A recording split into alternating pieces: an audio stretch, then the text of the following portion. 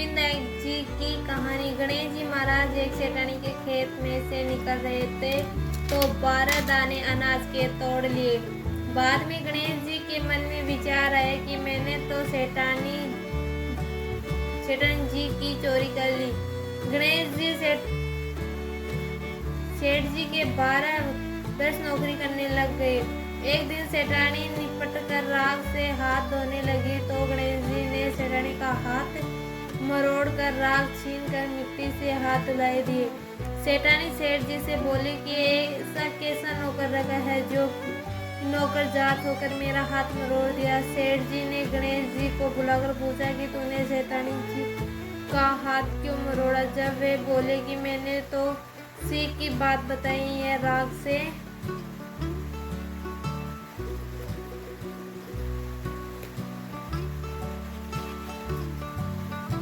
से हाथ धो रही थी। राख से भी कभी हाथ शुद्ध हुए क्या? राख से हाथ धोने से घर की रिद्धि सिद्धि चली जाती और मिट्टी से धोने पर आती है। सेठ जी ने सोचा कि गणेशिया है तो सियाना। थोड़े दिन बाद कुंभ का मेला आया तो सेठ जी बोले कि गणेशिया सेठानी जी को निला लेगा। सेठानी जी किनारे पर बैठकर नहाने लगी तो आगे लेकर जाकर गोता खिलाकर ले आए। घर आकर सेठानी सेठ जी से बोली, गणेश की ये बात देखो, इतने आदमियों के बीच मुझे आगे घसीट कर नहला लाया। गणेश को बुलाकर पूछा तो बोला कि किनारे पर बैठकर छबल कर रही थी, सबके नहाए हुए जल से नहा रही थी। आगे नहाने से अगले जन्म में बहुत बड़ा राजा और राजपाट मिलेगा, इसलिए नहलाया। सेठ जी सोचे कि गणेशिया है तो सियाना। एक दिन घर में हो रहा था। सेठ जी बोले कि गणेशिया सेठानी जी को होम में बैठने के लिए बुला ला। सेठानी को बुलाने गया। सेठानी काली अंगी पहनकर आने लगी तो अंगी फाड़ दी और बोले कि लाल अंगी पहनकर चलो। सेठानी रूठ कर सो गई। सेठ जी ने आकर पूछा, क्या बात हुई? सेठानी बोली, गणेशिया ने मेरी अंगी फाड़ दी। गणेश जी को बुलाकर बोले कि तू बहुत बदमाश करने लग गया। गणेशिया ने कहा, सेठानी काली अंगी पहनकर आ रही थी, मैंने तो वो उतार कर लाल अंगी पहनने के लिए बोला था। काली अंगी शुभ काम में पहनने से काम सफल नहीं होता। सेठ जी ने सोचा कि गणेशिया है तो समझदार। एक दिन सेठ जी पूजा करने लगे तो पंडित जी बोले, हम तो गणेश जी की मूर्ति लाना भूल गए। तब गणेश जी बोले कि तुम मुझे ये मूर्ति करके विराजमान कर लो, तुम्हारा काम सफल हो जाएगा। यह बात सुनकर सेठ जी को भी गुस्सा आ गया। बोले कि तू अभी तक तो सेठानी से मस्करी करता था, अब मेरे से भी करने लग गया। सेठ जी बोले, मस्करी नहीं कर रहा। गणेश जी बोले कि मस्करी नहीं कर रहा, सच्ची बात कह रहा हूँ। इतना कहकर गणेश जी ने रूप धारण कर लिया। सेठानी ने एक साथ गणेश जी की पूजा की। पूजा खत्म होते ही गणेश जी अंतर्धान हो गए। सेठानी को बहुत धोखा हुआ कि अपने तो गणेश जी हमेशा रहते, अपने उनसे इतना काम कराते थे। गणेश जी ने अपने सपने में कहा कि मैंने तुम्हारे खेत में 12 दाने अनाज के तोड़ लिए थे, इस दोष के दौरान के लिए काम किया था।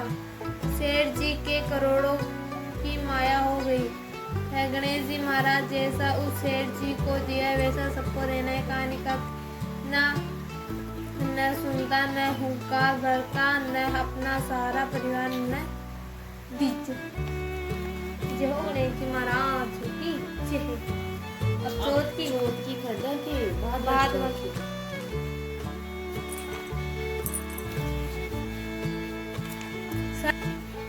चौथ माता की कहानी।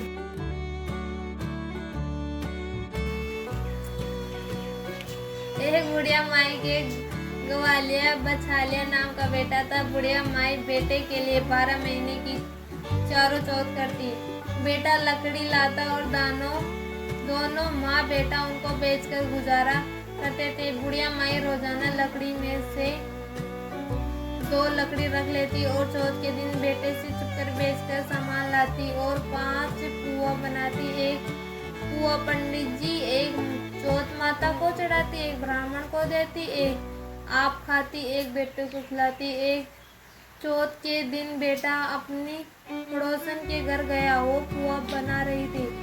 जब उसने पूछा कि आज क्या है जो पुए बना रहे हैं, तब वो बोली मैंने तो आज ही बनाई है, पर तेरी माँ तो चारों चौथ को पुए बनाती है। उसने जाकर माँ से पूछा, माँ तू रोज पुए बनाती है? मैं इतनी मेहनत से कमाता हूँ। बुढ़िया माई बोली, मैं तो चौथ माता का व्रत करती हूँ। वो बोला कि तू मुझे रख ले या चौथ माता को ही रख ले। बुढ़िया माई बोली, मैं तो तेरे लिए ही चौथ करती हूँ, तो मैं तुझे छोड़